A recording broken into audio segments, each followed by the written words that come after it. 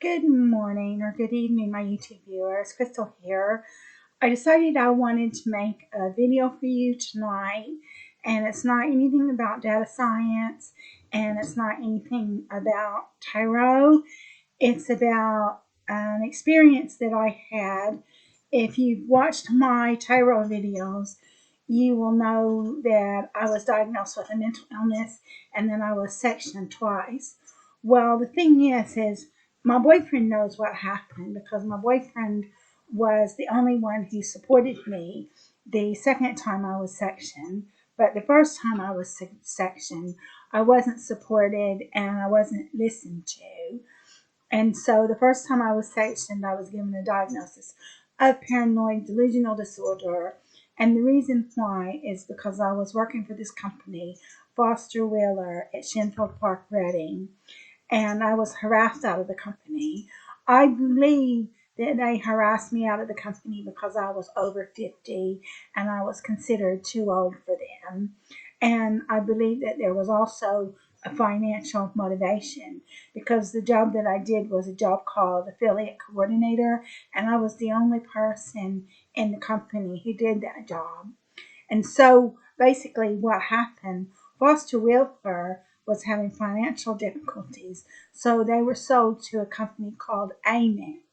So it was when they were being sold to this company called AMEC that they spread it all over the company that I was mentally ill. And then when I made a grievance, they fired me.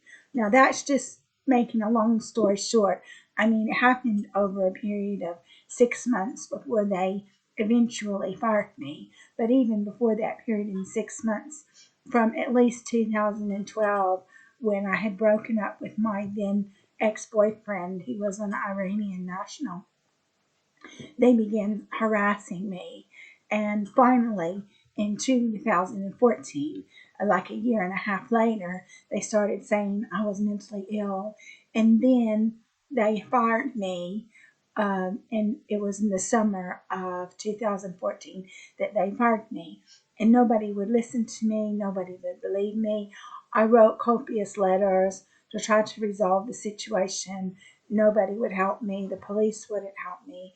Police wouldn't do anything. Nobody would help me. My family abandoned me.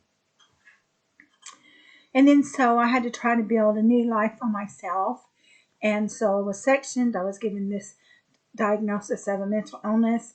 I was forcibly drugged. I was told that I was mentally ill because I wasn't listened to. And basically, that's what the authorities do. If the authorities don't want to do anything, then what they do is they just give you a label of a mental illness. And once they've said you're mentally ill, they've taken away your credibility. And then they just don't listen to you at all. Anything that you say, they say, well, she's mentally ill, so we're not going to act on this because obviously it's just a figment of her imagination. And then so even when that happened, um, even when that happened, um, my flat was still being vandalized. It was a pretty given that it was the neighbors that did it because it had to be people who could come and go out of the building that I lived in and not arouse any suspicion. Because don't you think that if it was somebody who one of my colleagues or somebody who my former employer paid to come into the building and they didn't live in the building, don't you think that somebody would be suspicious that all of these strange people were coming into the building? So it's pretty much a given that it was the neighbors who were vandalizing my apartment. At the very least, they were accomplices. At the very least, they were accomplices. So, and then my flat was vandalized.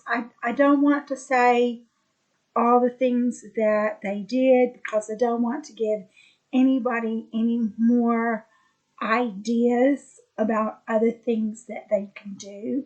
So I'm not going to say all the things that they did except to say that just about everything in my apartment is broken and I've had to replace a lot of things because they've been destroyed. And it's even though the neighbors haven't admitted to any of the things that they've done, it's pretty much a given that the neighbors had a hand in this, because it had to be someone who was living in the building that I live in, because they had to be able to come and go and not arouse any suspicion. And so I wrote copious letters to the police. I wrote copious letters to the FBI. I wrote letters to everybody to try to resolve the situation, and the situation wasn't resolved. And then, so basically, what happened was, a few weeks ago, about a month ago, I suppose, one of my neighbors, who I have a reason to believe is part of this vandalism of my flat, came and apologized to me for her behavior, because they were doing a lot more than just vandalizing my flat. They were also phoning Prospect Park and trying to get me sectioned. And they were saying that they were from where I live, but it wasn't. It was the neighbors doing it. The neighbors were probably impersonating people where I live, and phoning Prospect Park to try to get me sectioned. So this woman, she did apologize for her behavior, but she did not admit to anything. She did not admit to any of the things that she did. And as I said, I don't want to say what these people have done, because I don't want to give them any more ideas. So I got sectioned the second time, and both times that I was sectioned, I was sent to Prospect Park Hospital in Tilehurst, Reading, the UK. So the first time I was sectioned, I told you I was given that diagnosis of what was it? Paranoid delusional disorder. So I got sectioned again, and then I was told by a nurse that I had to appeal my second section, because if I didn't appeal my second section, they could keep me there longer. So I appealed the second section, and when I appealed the second section, I found out all the things that people were saying about me. Like, for instance, this church that I went to had phoned up Prospect Park and had complained about me. And the reason why they complained about me was because I had written a letter to the church telling them why I wasn't going to the church anymore. And so they decided that they would get their own back and report me to Prospect Park Hospital. And the thing that you need to know is, in the UK, churches are allowed to report people to social services and CMHT, that's Community Mental Health Team. So that's one thing that you need to keep in mind when you go to a church in the UK, that they are allowed to report you. I mean, I think it's unbelievable, because churches are supposed to be providing spiritual guidance, but they're not providing spiritual guidance. We're just living in George Orwell's 1984 if churches are allowed to report people to social services and report people to Prospect Park Hospital. I also found out this doctor at the doctor surgery I went to reported me, which that I know that already, because he phoned up Prospect Park Hospital in front of me, and when I realized what he was doing, I got up and left. So what he said was that I stormed out. So can you understand, these people reporting me to Prospect Hospital, they're just making things up. I mean, if you're sitting in a doctor's office to talk to him about your medication, and he rings the local mental hospital to try to get you sectioned, what are you going to do? I just got up and left.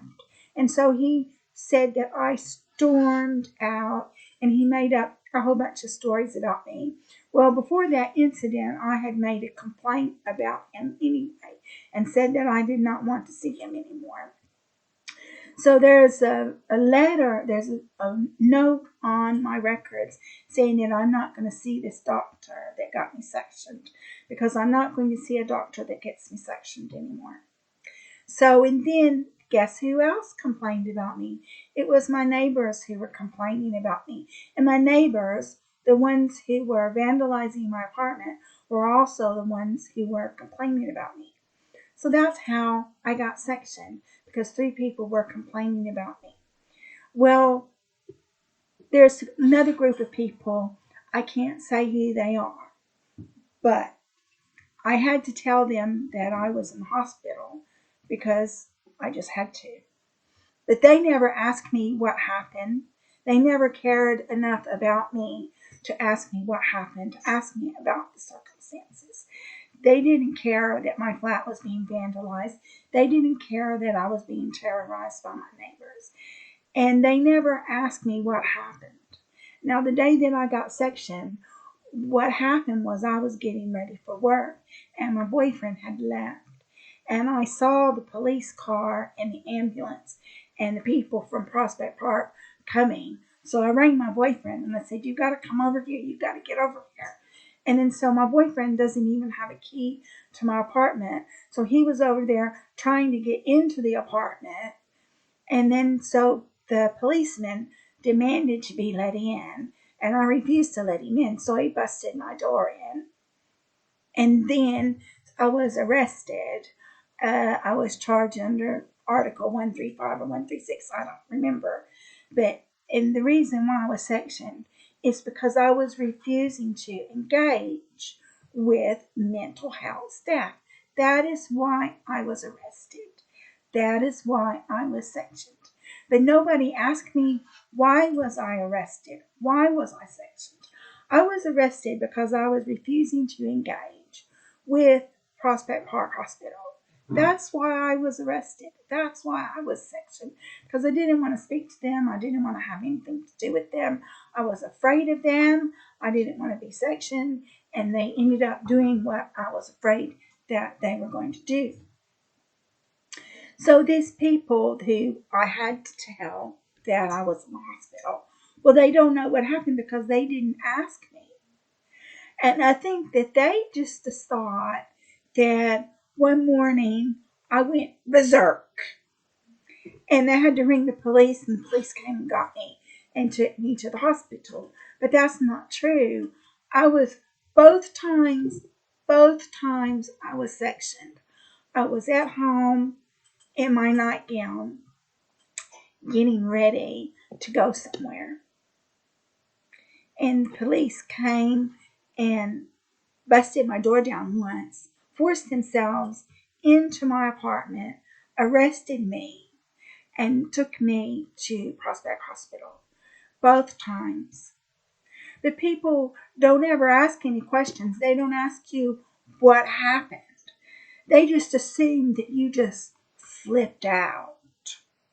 And somebody phoned the police, and the police came and got you and took you to the mental hospital. And that's not what happened at all.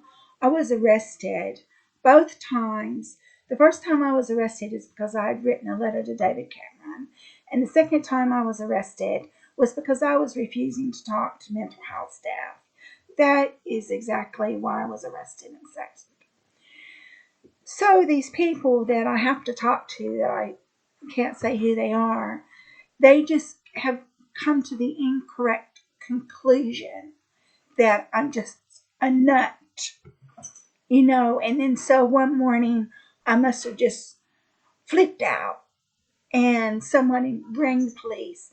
Police came and got me and took me to Prospect Park. That's not what happened at all. The police had an arrest warrant for me because I was refusing to talk to Prospect Park. The first time they had an arrest warrant for me because I had written a letter to David Cameron. The second time they had an arrest warrant for me because I was refusing to talk to Prospect Park. And Prospect Park was actually trying to get my boyfriend to say things about me. And my boyfriend wouldn't say anything about me. And they sectioned me anyway. And normally they will give you a choice. They will let you be a volunteer patient, but they didn't even give me a choice to be a volunteer patient. They just sectioned me. And so they were asking me about my neighbors. They know I hate my neighbors. And I didn't know anything about the church until after I had been sectioned and I appealed the section. And that's when I found out that the church was saying things about me. And I knew that this doctor had phoned Prospect Park and was trying to get me sectioned. But yeah, your neighbors can do it. You have to be careful because if you don't get along with your neighbors, then your neighbors can ring the housing department, and the housing department can get you sectioned. Because I know another woman that her neighbors in the housing department, that they tried to get her sectioned 4 times. So you do have to be very careful with your neighbors. And I know another woman, her name was Carol Woods, and she was also on YouTube and also in the news, and her neighbors got her sectioned. So you do have to be quite wary of your neighbors, because your neighbors can get you sectioned. But going back to this group of people who I had to tell them that I was in the hospital, but I can't tell you who they are. Well, they just assumed that I just went crazy, and someone phoned the police, and the police came and got me, because they never asked me what happened. They never cared enough about me to ask me what happened. So they come to all these different conclusions, and they don't know what Prospect Park is about. That's why I'm making this video, because I want to set the record straight. These people have made incorrect assumptions about me. And I was even being harassed when I was in Prospect Park, because I was trying to get a hold of Matt Rhoda, who's my MP. And so I would get calls from people saying they were Matt Rhoda. And when I picked up the phone, they hung up the phone. So people were obviously looking at my Facebook account, and they were harassing me, even when I was in Prospect Park Hospital. Did Prospect Park do anything about this? No. One of the psychiatric nurses, training nurses, said that they would look into it if it kept happening. But they never looked into the fact that I was being harassed even in Prospect Park Hospital. So they had just come to the incorrect conclusion that it was all in my mind that I wasn't being harassed. And I suspect I know who it was that was ringing up and saying that it was Matt Rhoda, and then putting the phone down, because my boyfriend was also receiving malicious phone calls as well. But even though I was being harassed while I was in Prospect Park, because I was receiving phone calls on Prospect Park's payphone, So someone had to actually get the telephone number for the Prospect Park payphone to ring it. They had to go to that trouble and to ring and say that they were Matt Rhoda. And then so when I was in Prospect Park, I was forcibly drugged. And so they were asking me questions. These psychiatric nurses, they don't listen either. And so the psychiatric nurses asked me, well, they knew that I didn't like my neighbors because of what my neighbors were doing. At that time, I didn't know that the church was involved in all this. But they asked me about another group of people, and I cannot tell you who that group of people were. And I just said, they're not very nice. And so they decided, oh, well, you don't like your neighbors and you don't like this group of people. So there's obviously something wrong with you. There's obviously something terribly wrong with you. So what we're going to do, and this is what the psychiatric nurse told me, what we're going to do is we're going to drug you. And this was the psychiatrist as well. I'd like to say his name, but I can't. They decided that they were going to drug me, and they were going to increase the dosage until I liked my neighbors and this other group of people who I can't tell you were. I liked them too. And then so I think I made a complaint to the CQC, that's the Care Quality Commission. My boyfriend made a complaint to the CQC as well. He didn't get anywhere with that. My boyfriend wrote a letter to the FBI. They never replied to his letter, and it took a lot for my boyfriend to do that. And they never replied to the letter that he wrote to the FBI to try to get me out of Prospect Park Hospital. So they kept me in Prospect Park Hospital. So basically, I was under a Section 2, which meant they could keep me in for 28 days and observe me. And then they said that after the 28 days, they gave me a Section 3. The reason why they gave me a Section 3, do you know why I got a Section 3? It's because I kept hairspray in my handbag. And the reason why I kept hairspray in my handbag is because I was so frightened that I was going to be attacked or stabbed that I kept hairspray in my handbag to protect myself, because I had read in the Daily Mail that you're allowed to do that. Well, that's why they gave me a Section 3, because I had hairspray in my handbag to protect myself. So I'm not allowed to carry anything on my body to protect myself. And I'm going to tell you this. 2 times since I've gotten out of Prospect Park, there have been stabbings. Now, I had a fear of being stabbed. I didn't want to go to Prospect Park Hospital because it's out in Tilehurst. And I was afraid that when I was waiting at the bus stop that I was going to get stabbed.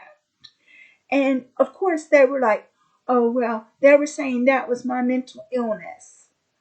Well, the thing is that 2 times since I've been out of Prospect Park Hospital, when there was a stabbing, I think it was a homophobic stabbing, and it was in Forbury Gardens, and I think it was in 2020. I think it was last year. I believe it was a homophobic stabbing because it was 6 people together, and they were gay, and they were in this Forbury Gardens enjoying themselves. And someone came and stabbed him, and then it was in the news. So you can look it up, and it will be in the news. And then just recently, within the last couple of weeks, there was another stabbing. There was a girl. She was a 13-year-old girl, and she got 2 boys to stab another boy, and he died from that. So in this homophobic stabbing that happened at Forbury Gardens, I believe 3 people died because they were stabbed to death. And in this recent stabbing, the boy died. So my fears are not unfounded. You know, Reading, the town I live in, is a very rough town. And so my fears are not unfounded. But I'm not allowed to carry anything on my body at all to protect myself. But criminals are allowed to carry knives, and they are allowed to stab people. So the thing is that criminals don't have any regard for the law. They carry knives and stab people. But I'm not allowed to carry any hairspray in my handbag to protect myself. So that's why I was under Section 3, because I had hairspray in my handbag. I'm not allowed to carry anything on my body to protect myself. But criminals don't care about the law. So they can harm me, and there's nothing I can do about it. The only thing I can do is rummage through my handbag and get my phone call and get my phone and dial 999 and hope the police come, which the police won't come because they've been given a diagnosis of a mental illness. So the police just think I'm making it all up, so they won't come, But getting back to this story about me being sectioned at Prospect Park, people come to incorrect assumptions about Prospect Park because this one person, who I cannot name her, she thinks it's a holiday camp. She thinks that when I was in Prospect Park that I was on holiday. Well, I was not on holiday. I was forcibly drugged, and I was told I was mentally ill, and I was told that I was going to be drugged, and they were going to increase the dosage of the drugs until I liked my neighbors. Can you imagine that? Can you imagine people drugging you and telling you that they're going to increase the dosage until you like your neighbors? That sounds to me like George Orwell's 1984, when they took this guy, Winston Smith, I believe, and they took him into room 101 and they tortured him until he believed that 2 plus 2 equals 5. That is eerily similar to what I went through at Prospect Park. It was not a holiday. I kept telling them I want to go home. I kept telling them I shouldn't be here. You had people who were genuinely mentally ill, who were screaming. You had people harming themselves. You had people trying to harm other people. And I was in there amongst all that. And they did have one guy who was very violent and actually tried to harm other people. And he was there as a volunteer patient. And I didn't do anything to anybody. And I was sectioned. And that is how they don't, even at Prospect Park, they don't deal with people fairly. How can you have someone who's very clearly violent? He took a woman's debit card and wouldn't give it back to her. And he tried to beat up another guy who was really small because he was from one of these East Asian countries, so he was really small. And he busted his fingers and busted a bunch of chairs, was throwing chairs around. And this guy, they had to give him an injection. And this guy was a volunteer patient, and they let him leave after a couple of days. And I hadn't done anything to anybody. And I was being forced to stay there. I was being forcibly drugged, being told that they're going to increase the dosage until I like my neighbors. I'm going to tell you that I was drugged so heavily that I could not even wake up to go to the bathroom. So I would wet the bed. That's how heavily drugged I was. And for these individuals who I can't name to believe that I was on a holiday is ludicrous. Well, I wasn't on a holiday. I wasn't on a holiday at all. And in addition to that, I was unpaid. I was on a 0-hour contract, so I wasn't being paid.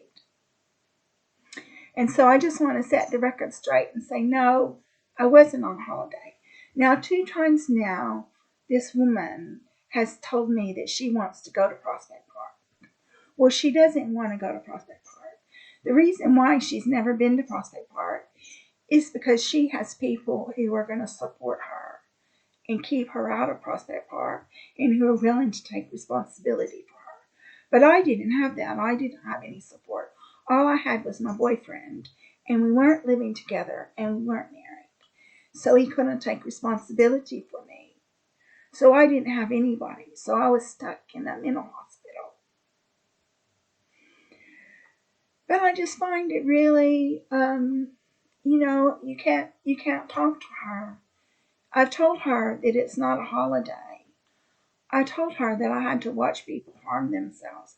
I had to watch this guy. They had the glass is plexiglass.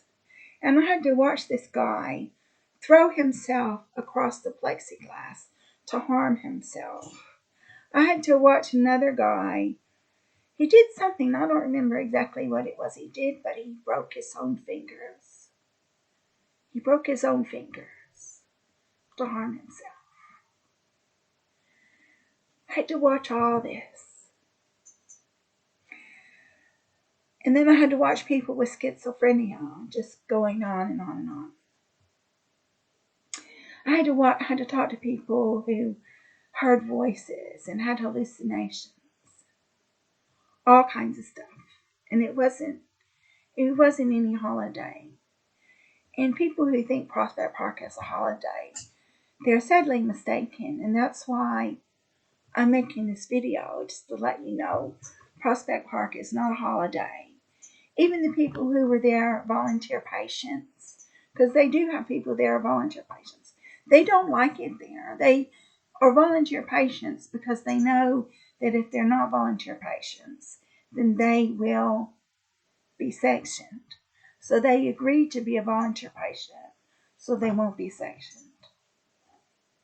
And you do have a few people, very small amount of people, who like it there. But those people, there's really something wrong with them if they like it there. And that's why I wanted to make this video, because I just wanted to set the record straight that Prospect Park is not a holiday. It's not any place that any person in their right mind wants to go to. And I tried to tell this woman that Prospect Park is not a holiday. I tried to tell her that I had to watch people harm themselves. It's not a holiday. You're locked in. You're locked in, and they won't let you leave. It's more of a prison than it is a hospital. Because if you do have a medical problem, they have to get an ambulance and take you to the local hospital. So they don't even have the facilities to treat people. And then I met another guy, he would cut himself.